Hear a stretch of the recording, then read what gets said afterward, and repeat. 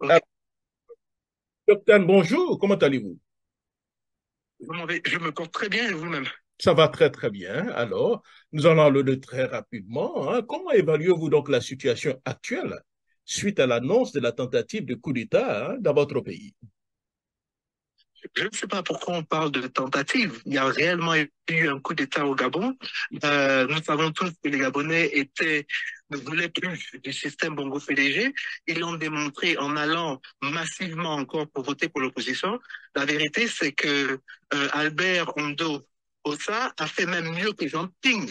Et donc, quand ce matin, ils ont déclaré que Ali Bongo avait gagné 64% des suffrages, ben, l'armée a pris sa responsabilité, tous les corps habillés, et ils ont déposé Ali Bongo. Donc en ce moment, je peux vous confirmer qu'Ali Bongo, Noureddine Bongo, la présidente de la Cour constitutionnelle, c'est-à-dire donc Marie-Madeleine Boronso, et d'autres sont tous arrêtés. Mhm. Ah, vous pouvez vous confirmer ces informations, c'est ça? Je confirme ces informations. Donc, on peut parler d'un coup d'État. Selon vous, le coup d'État a bel et bien réussi, c'est bien ça.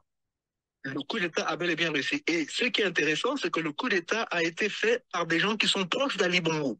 C'est-à-dire donc la garde présidentielle, donc un monsieur qu'on appelle Olivier, qui est donc de la garde présidentielle, et l'aide de camp d'Ali même, donc les gens qui étaient les plus proches d'Ali, c'est eux qui ont fait, voilà pourquoi je pense que ce coup d'État a été efficace, parce que c'était des hommes de conscience qui, en fait, à la dernière minute, se sont mis plutôt du côté du peuple que du côté de la tyrannie. Mhm. À vous entendre parler, vous supportez ce coup d'État, c'est bien ça. Bon, moi, je supporte ce qui est bon pour le Gabon. Et je suis né en 1969. Il y avait des bongos au pouvoir. Aujourd'hui, j'ai pratiquement, je vais avoir 54 ans le mois dans 2 mois. C'est toujours des bongos au pouvoir. Donc, tout ce qui peut m'aider à enlever le système bongo PDG et l'oppression qu'il y a sur le peuple gabonais depuis plus de 5 décennies, je suis pour ce mouvement-là. Maintenant, je pense aussi qu'on peut pas, je ne crois pas que pour que des pays se développent, il faudrait que l'armée s'éternise au pouvoir. Donc, je pense qu'il faudrait, après que la poussière, la poussière, oui, c'est clair. J'espère que il faudrait que l'on pense réellement à ce que le Gabon soit réellement un pays démocratique et que la volonté du peuple gabonais puisse être réalisée.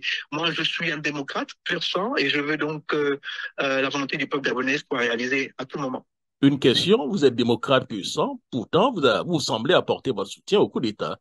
Comment expliquez-vous cela? Bon, écoutez, quand vous êtes opprimé et oppressé pendant plus de 5 décennies, comme je vous l'ai dit au départ, et qu'un étranger vient, même un pirate, vient et vous libère de vos chaînes, vous êtes d'accord avec moi que vous allez vous réjouir avec votre libérateur. Donc, comme je dis, naturellement, je ne suis pas pour les coups d'État, mais en ce qui concerne mon pays, le Gabon, aujourd'hui, je suis quand même content de voir que la volonté du plus grand nombre a été exécutée, c'est-à-dire qu'on a finalement réussi à se débarrasser d'un système tyrannique, d'un système qui a appauvri le pays. Et de ce côté, je suis d'accord. Cela ne veut pas dire que je suis satisfait, que c'est comme ça que la passation de pouvoir se passe. Je ne dis pas ça, mais comme j'ai dit, aujourd'hui, c'est eux qui nous ont libérés.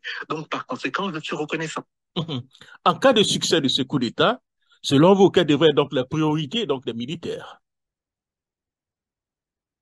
Bon, moi, je pense que l'écouter les militaires, c'est de remettre le plus tôt possible le pouvoir au peuple. C'est-à-dire, C'est-à-dire qu'eux aussi, ils doivent être sensibles à la volonté du plus grand nombre des Gabonais.